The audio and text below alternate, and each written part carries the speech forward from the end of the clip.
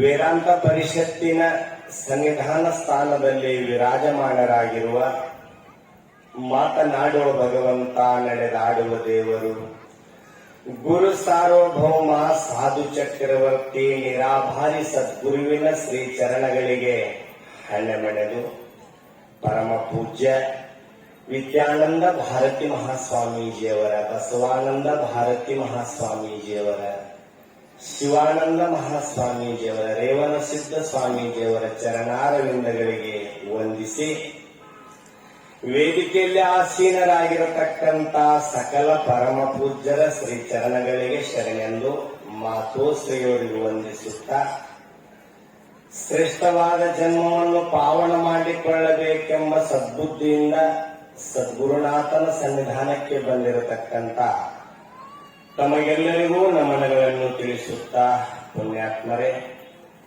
ಇಲ್ಲಿಯವರೆಗೆ ಸಕಲ ಪೂಜ್ಯರು ಕೇನೋಪನಿಷತ್ತಿನ ಒಂದು ಮಂತ್ರವನ್ನ ತಮ್ಮೆಲ್ಲರಿಗೂ ತಿಳಿಸ್ತಾ ಬಂದ್ರು. ಅದ್ಯಾವುದು ಅಂತಂದ್ರೆ, ಇಹ ಚೇದ ವೇದಿ ಅತ ಸತ್ಯಮಸ್ತಿ, ನಚೇದಿಹಾ ವೇದಿನ್ ಮಹತಿ ವಿನಷ್ಟಿ, ಭೂತೇಷು ಭೂತೇಷು ವಿಚಿತ್ಯ ಧೀರ, ಪ್ರೇತ್ಯಾಸ್ಮಾನ್ ಲೋಕಾತ್ ಅಮೃತ ಭವಂತಿ ಅನ್ನುವಂತ ಮಂತ್ರ. ಇದು ಕೇನೋಪನಿಷತ್ತಿನ ಮಂತ್ರ.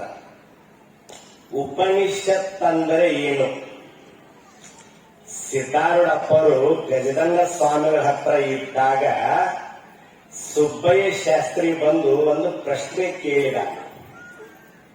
ಸುಬ್ಬಯ್ಯ ಶಾಸ್ತ್ರಿ ಅವ ಗಜದಂಗ ಸ್ವಾಮಿಗಳಿಗೆ ಏನಂತಾನಂತಂದ್ರ, ನೀವು ಮಠದಾಗ ಮಜ್ಜಿಗೆ ಅಂಬಲಿ ಉಣ್ಕೊಂಡ್ರುವಂತ ಸ್ವಾಮಿಗಳು ನೀವು, ನಿಮಗೆ ಯಾಕೆ ಈ ವೇದಾಂತದ ಹುಚ್ಚು, ಉಪನಿಷತ್ ಅಂದರೆ ಏನು ಅನ್ನುವಂತ ಪ್ರಶ್ನೆ ಕೇಳಿದಂತ ಸುಬ್ಬಯ್ಯ ಶಾಸ್ತ್ರಿ. ಅವನ ಪ್ರಶ್ನೆಗೆ ಸಿದ್ಧಾರೂಢಪ್ಪರು ಉತ್ತರ ಹೇಳ್ತಾರ, ಉಪನಿಷತ್ ಅಂದರೆ ಬ್ರಹ್ಮವಿದ್ಯೆ ಎಂದು ಅರ್ಥವಾಗುತ್ತದೆ. ಉಪ ಅಂತಂದ್ರೆ ಸಮೀಪ, ನಿ ಅಂದರೆ ನಿಶ್ಚಯೇನ, ಬ್ರಹ್ಮ ಗಮಯತೀತಿ ಇತಿ ಉಪನಿಷತ್. ಬ್ರಹ್ಮದ ಸಮೀಪ ಕರೆದುಕೊಂಡು ಹೋಗತಕ್ಕಂಥ ವಿದ್ಯೆ ಅಂತ ಹೇಳಿದರು. ಅದಕ್ಕೆ ಒಪ್ಪಲಿಲ್ಲವ.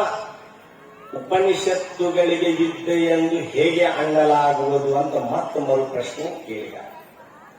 ಆ ಮಾತಿಗೆ, ಯಾವುದು ಜೀವನ ಅವಿದ್ಯೆಯನ್ನು ನಾಶ ಮಾಡುತ್ತದೆಯೋ ಅದಕ್ಕೆ ವಿದ್ಯೆ ಎಂದು ಹೇಳಲಾಗುತ್ತದೆ.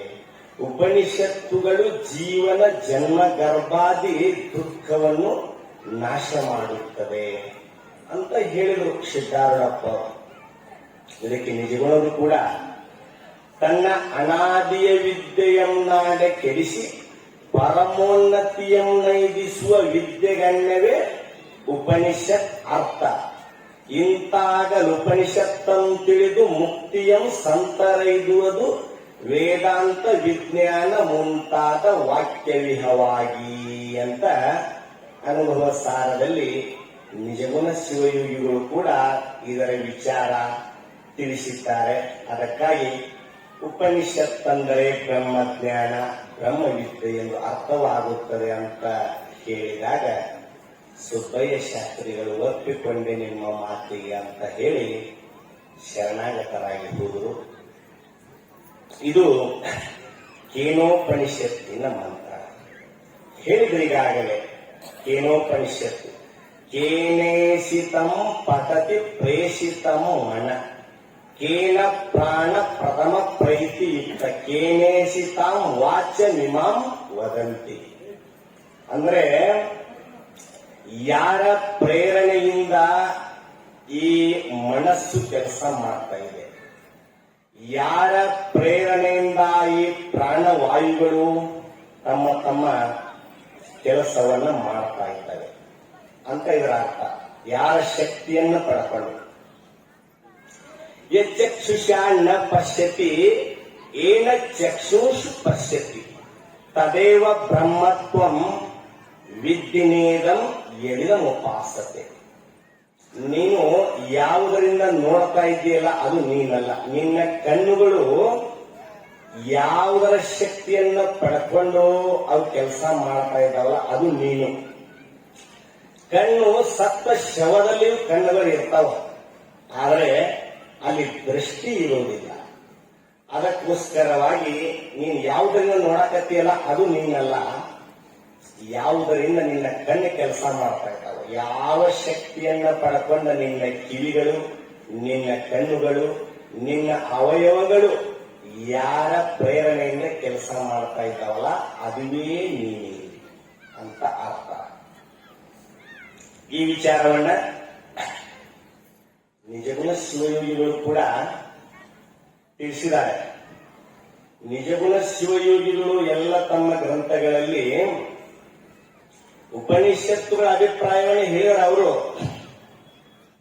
ಏನ್ ಹೇಳ್ತಾ ಇದ್ದಾರೆ? ನಿಜಗುಣ ಶಿವಯೋಗಿಗಳು ಪರಮ ವಿವೇಕಿಗಳು ಒಲಿಗೊಳಂಬಡುವಂತೆ ಪರತತ್ವ ಬೋಧೆ ಎಂಬ ಅಮೃತದ ಸರಿ ಸುರಿಯುವಂತೆ ಕೇಳುವರ ಕರ್ಣಗಳೊರವೆ ನಾನು ಉಪನಿಷನ್ನ ಮತದಿಂದ, ಉಪನಿಷತ್ತುಗಳ ಅಭಿಪ್ರಾಯದಿಂದಲೇ ನಾನು ನನ್ನ ಗ್ರಂಥಗಳನ್ನು ಬರಿತಾ ಇದ್ದೇನೆ ಅಂತ ಹೇಳಿದ ನಿಜಗುಣರು. ಅವ್ರು ಹೇಳ್ತಾ ಇದ್ದಾರೆ ತನುವಿದೇನು ಕೇನೇಶಿತಂ ಅನ್ನೋ ವಿಚಾರಕ್ಕೆ ಅವ್ರು ಹೇಳ್ತಾ ಇದ್ದಾರೆ ತನುವಿದೇನು ಎನ್ನೋಳು ಹೊಂದಿತೀರ್ಯತೆ ಜನನ ಮರಣಕ್ಕಾರೆ ನನ್ನ ಈ ಶರೀರದೊಳು ನೆನೆವ ಆಲಿಸುವ ತನವಾದದು ನುಡಿಗಳು ಜನಿಪವೆಲ್ಲಿಂದ ಹಸುಗಳೇನನ್ನು ನೆಮ್ಮೆಹು ಎನ್ನ ನನಗೊಳಿಸಿ ನಡೆಸುವರಾರು ಏತರಿಂದೆ ಜಗವಿನಿತು ಭೇದಾಕಾರದಿಂದ ಉದಿಸಿತೆಂಬ ಭಾವನೆಗಳ ಅನುಭಾವವಿಡಿದು ಅಂತ ಕೇಳ್ತಾ ಇದ್ದಾರೆ ಅವರು ನಿಜಗಳು. ಇವೆಲ್ಲ ನಮ್ಮ ಕರಣಗಳು ಯಾವುದರಿಂದ ಈ ರೀತಿ ಕೆಲಸ ಮಾಡ್ತಾ ಇದ್ದಾವೆ ಅಂತ ಹೇಳಿ ಕೇನೋಪನಿಷತ್ತಿನ ಅಭಿಪ್ರಾಯವನ್ನೇ ನಿಜಗುಣರು ತಮ್ಮ ಮಾತಿನಲ್ಲಿ ತಿಳಿಸ್ತಾ ಇದ್ದಾರೆ.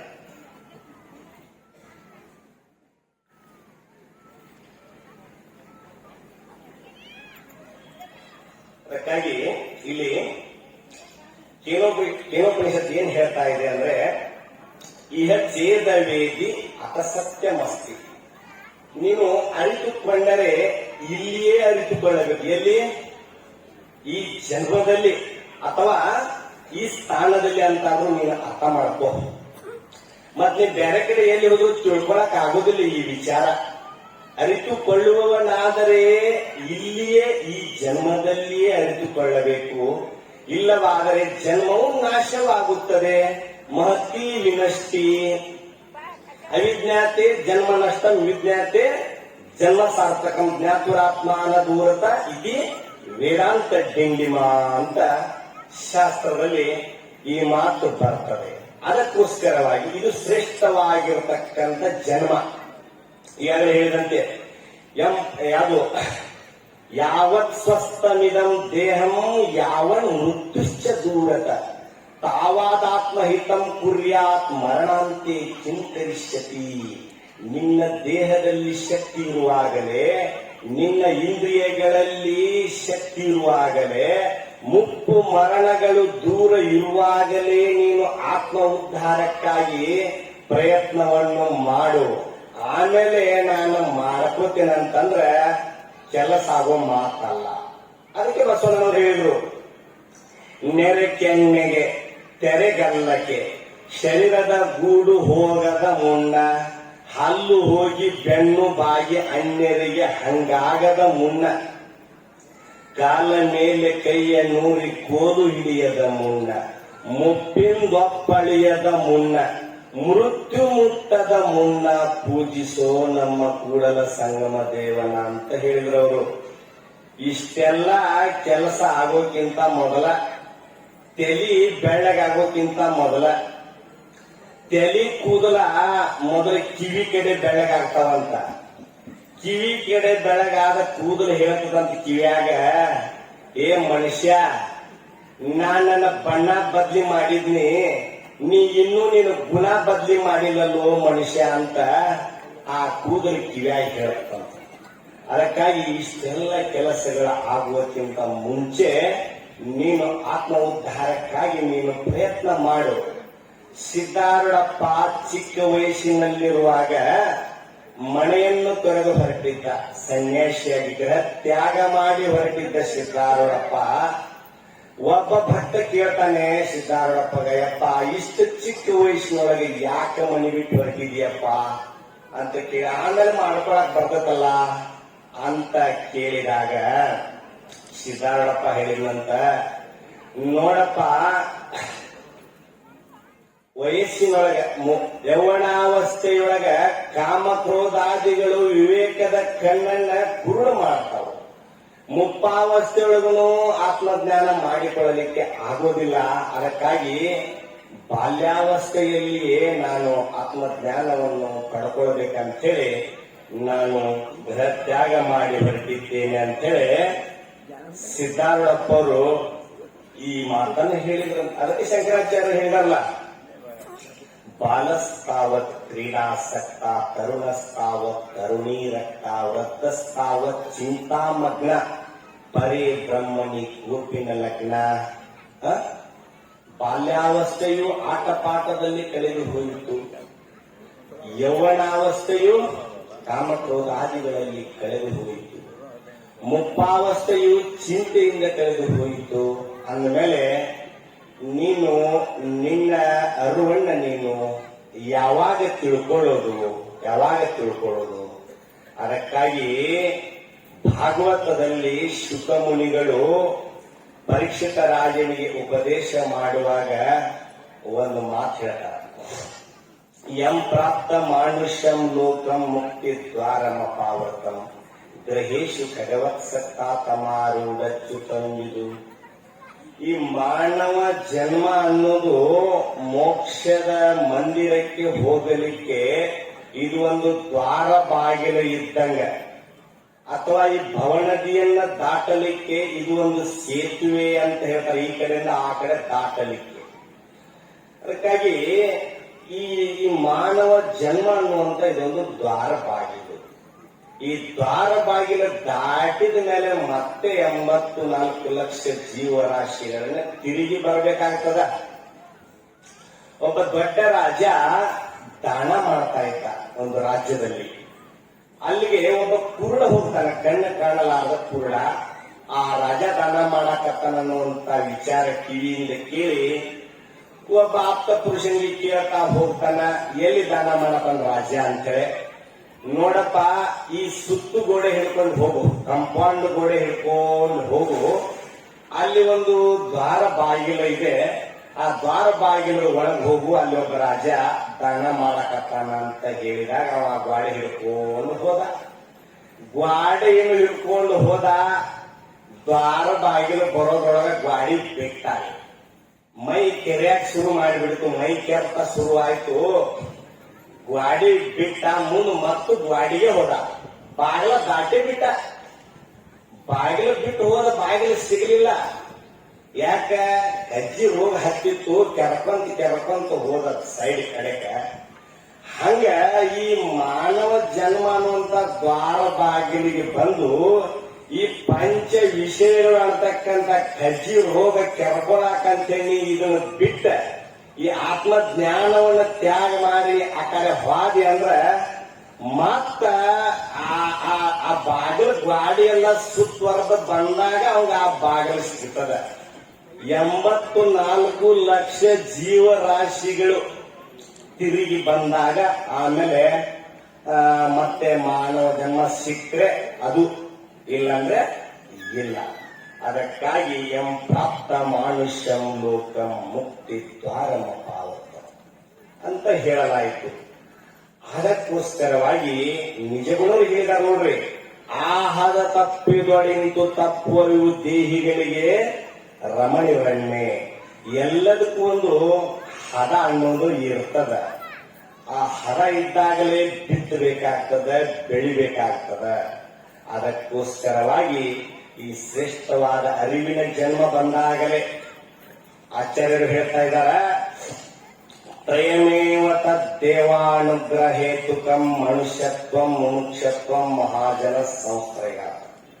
ಮನುಷ್ಯತ್ವ ಬರೋದು, ಮುಮುಕ್ಷತ್ವ ಬರೋದು, ಶ್ರೇಷ್ಠ ಸದ್ಗುರುನಾಥ ದೊರೆಯುವುದು ಇದು ಭಗವಂತನ ಕೃಪೆ ಅಂತ ಶಂಕರಾಚಾರ್ಯರು ಹೇಳಿದ್ದಾರೆ.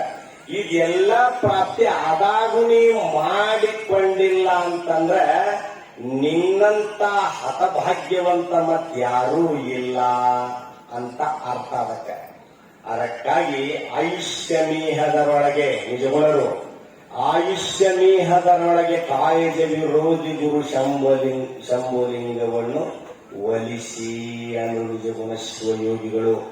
ಆಯುಷ್ಯ ಇಷ್ಟ ಐತಂತ ನಿನಗ ಗೊತ್ತಿಲ್ಲ, ಗ್ಯಾರಂಟಿನೂ ಇಲ್ಲ.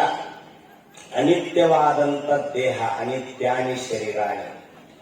ಅದಕ್ಕಾಗಿ ಒಂದು ಏನಾಗಿತ್ತಪ್ಪ ಅಂತಂದ್ರ ಶ್ರೀರಾಮಚಂದ್ರನ ತಂದೆ ದಶರಥ ಮಹಾರಾಜ, ದೊಡ್ಡ ರಾಜ, ಧರ್ಮವಂತ ರಾಜ ದಶರಥ ಮಹಾರಾಜ ತನ್ನ ಅರಮನೆಯಲ್ಲಿ ಕಂಬಗಳಿಗೆ ದೊಡ್ಡ ದೊಡ್ಡ ಕನ್ನಡಿಗಳನ್ನು ಹಾಕಿಸಿದ್ನಂತೆ. ಅರಮನೆಯಲ್ಲಿ ದೊಡ್ಡ ದೊಡ್ಡ ಕನ್ನಡಿ ಹಾಕಿಸಿದ್ದ. ರಾತ್ರಿ ಊಟ ಮಾಡಿ ಸ್ವಲ್ಪ ವಾಯು ವಿಹಾರ ಮಾಡ್ತಾ ಇದ್ದ. ಒಂದು 100 ಹೆಜ್ಜೆ ನಡೆದಾಡ್ಬೇಕಂತ ನಡೆದಾಡ್ತಾ ಇದ್ದ. ಕನ್ನಡಿಯಲ್ಲಿ ನೋಡಿದ, ಒಂದೇ ಒಂದು ಕೂದಲು ಬೆಳ್ಳಗಾಗಿತ್ತು ದಶರಥ ಮಹಾರಾಜರು. ಅವಾಗ ಗಾಬರಿ ಆದ, ಅಲ್ಲ ನನಗೆ ಎಷ್ಟು ಬೇಗ ವಯಸ್ಸಾಯ್ತಲ್ಲ, ನನ್ನ ಕೂದಲು ಬೆಳ್ಳಗಾಗತ್ತಲ್ಲ, ನಾ ಈಗ ಏನು ಮಾಡ್ಬೇಕಂತೇಳಿ ಯಾರ ಕಡೆ ಹೋದ?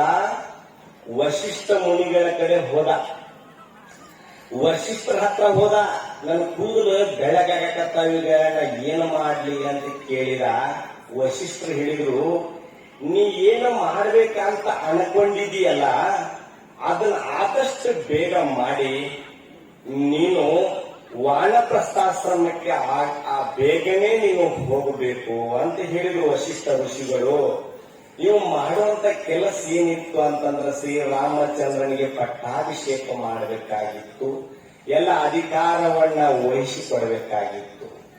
ಆದರೆ ಆ ಪಟ್ಟಾಭಿಷೇಕ ಮಾಡಿ ವಾನಪ್ರಸ್ಥಾಶ್ರಮಕ್ಕ ಹೋಗಬೇಕ ಅನ್ಕೊಡ್ದ ರಾಮನ ವನವಾಸದ ವಿಚಾರ ಕೇಳಿ ನೆಲಕ್ಕೆ ಬಿದ್ದು ಪ್ರಾಣವನ್ನೇ ತ್ಯಾಗ ಮಾಡಿದ. ವನವಾಸಕ್ಕೆ ಹೋಗಲಿಲ್ಲ, ಸಮಯ ಸಿಗಲಿಲ್ಲ.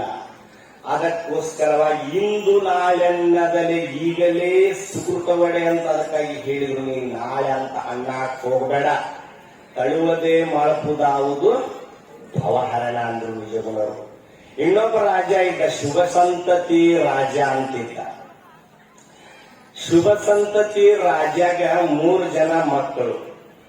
ಏನ ಅದೃಷ್ಟಿ, ತರ್ಕದೃಷ್ಟಿ, ತತ್ವದೃಷ್ಟಿ ಅಂತಕ್ಕಂಥವ್ರು.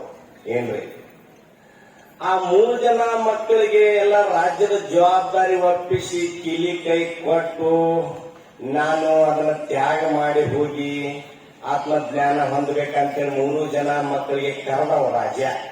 ತಗೋರಿಪ್ಪ ಇದನ್ನ, ಈ ಜವಾಬ್ದಾರಿ ತಗೋರಿ ಅಂತೇಳಿ ಕಿಲಿ ಕೈ ಕೊಡ್ತಾ ಇದ್ದ. ಆ 3 ಜನ ಮಕ್ಕಳು ವಿಚಾರ ಮಾಡಿದ್ರು, ಅಲ್ಲ ಇಷ್ಟೆಲ್ಲ ರಾಜ್ಯ ವೈಭವ ಇದೆಲ್ಲ ನಮ್ಮಪ್ಪ ತ್ಯಾಗ ಮಾಡಿ ನಮಗಿದನ್ನು ಒಪ್ಸಾಕತ್ತಾನಂತಂದ್ರ ಇದ್ರೊಳಗೆ ಏನೋ ಒಂದು ದೋಷ ಇರ್ಬೇಕಂತ ತಿಳ್ಕೊಂಡು ಅವನಕ್ಕಿಂತ ಮೊದಲು ಅವರ ಹೋಗಿ ಆತ್ಮಜ್ಞಾನವನ್ನು ಪಡ್ಕೊಂಡು ಅನ್ನುವಂತ ವಿಚಾರ. ಇದು ವಿಚಾರ ಸಾಗರದ 4ನೇ ತರಂಗದೊಳಗ ಈ ವಿಚಾರ ಬರುವಂತದ್ದಾಗ್ತದೆ ಪುಣ್ಯಾತ್ಮರೇ. ಅದಕ್ಕೋಸ್ಕರವಾಗಿ ಇಲ್ಲಿ ಯಾವ ಈ ಶ್ರೇಷ್ಠವಾದಂತ ಜನ್ಮ ಬಂದಾಗಲೇ ಭಗವದ್ಗೀತೆಯಲ್ಲಿ ಭಗವಂತ ಹೇಳ್ತಾ ಇದ್ದಾನ, ಉತ್ತರೇದಾತ್ಮನಾತ್ಮಾನಂ ಆತ್ಮಾನಂ ಅವಸಾದಯೇ ಆತ್ಮೈವ ಹ್ಯಾತ್ಮನೋ ಬಂದು ಆತ್ಮೈವ ರಿಪುರಾತ್ಮನ. ನೀನು ನಿನ್ನ ಆತ್ಮ ಉದ್ಧಾರ ನೀನ ಮಾಡ್ಕೋ, ನೀನು ಆತ್ಮಘಾತುಕನಾಗಲಿಕ್ಕೆ ಹೋಗಬೇಡ. ಎಲ್ಲದಕ್ಕೂ ಅನುಕೂಲ ಇದೆ ಈ ಜನ್ಮದಲ್ಲಿ. ಒಂದು ಉದಾಹರಣೆ, ನಿಮ್ ಕೈಯಾಗ ಒಂದು ಕುಡುಗೋಲು ಇರ್ತದ. ಆ ಕುಡುಗೋಲು ತಗೊಂಡು ಮೇವು ಕೊಯ್ಕೊಂಡು ಆಕಳಿಗೆ ಹಾಕಲಿಕ್ಕೂ ಬರ್ತದ. ಆ ಕುಡುಗೋಲು ತಗೊಂಡು ಬಾಳೆಹಣ್ಣು ಸೇಬು ಹಣ್ಣು ಹೆಚ್ಚಿ ಭಗವಂತನಿಗೆ ಅಭಿಷೇಕ ಮಾಡ್ಲಿಕ್ಕೂ ಬರ್ತದ. ಅದೇ ಕುಡುಗೋಲು ಯಾರಿಗಾರ ತೋರಿಸಿದ್ರ ಹೋಗಿ ಜೈಲಿಗೆ ಕುಂಡ್ರಾಕು ಬರ್ತದ. ಕುಡುಗೋಲು ಒಂದೇ. ಹಾಗೆ ಈ ಮಾನವ ಜನ್ಮದೊಳಗ ಪಾಪ ಕರ್ಮಗಳನ್ನು ಮಾಡಿ ನರಕ ಲೋಕಕ್ಕೆ ಹೋಗಲಿಕ್ಕೂ ಬರ್ತದ. ಇದೇ ಜನ್ಮದಲ್ಲಿ ಪುಣ್ಯ ಕರ್ಮಗಳನ್ನ ಮಾಡಿ ಸ್ವರ್ಗಲೋಕಕ್ಕೆ ಹೋಗಲಿಕ್ಕೂ ಬರ್ತದ. ಇದೇ ಜನ್ಮದಲ್ಲಿ ಗುರುಶಾಸ್ತ್ರಾದಿಗಳಿಗೆ ಶರಣಾಗತನಾಗಿ ತನ್ನ ಆತ್ಮ ಉದ್ಧಾರ ಮಾಡಿಕೊಳ್ಳಲಿಕ್ಕೆ ಇದೇ ಜನ್ಮದಲ್ಲಿ ಬರ್ತದ. ಅದಕ್ಕೋಸ್ಕರವಾಗಿ ಇಹ ಛೇದವೇದಿ ಅತ ಸತ್ಯಮಸ್ತಿ. ಅರಿತುಕೊಂಡರೆ ಇಲ್ಲಿ ಒಂದು ಸತ್ಯ ಉಂಟು, ಅರಿತುಕೊಳ್ಳದಿದ್ದರೆ ಜನ್ಮವು ವಿನಾಶವಾಗುತ್ತದೆ ಅನ್ನುವುದು ಈ ಮಂತ್ರದ ಅಭಿಪ್ರಾಯವಿರುತ್ತದೆ. ಅದಕ್ಕೋಸ್ಕರವಾಗಿ ಸಂಚಾಲಕರು ಮಾಹಿತಿ ಹಿಡ್ಕೊಂಡು ನಿಲ್ಲಾಕರೆ ಅಪ್ಪ ನನಗೊಂದು 5 ನಿಮಿಷ ಜಾಸ್ತಿ ಹೇಳಂದ್ರು, ಅದಕ್ಕೆ ನಾನು ಹೇಳಾಕತ್ತೇನೆ. ಪರಿಸ್ಥಿತಿ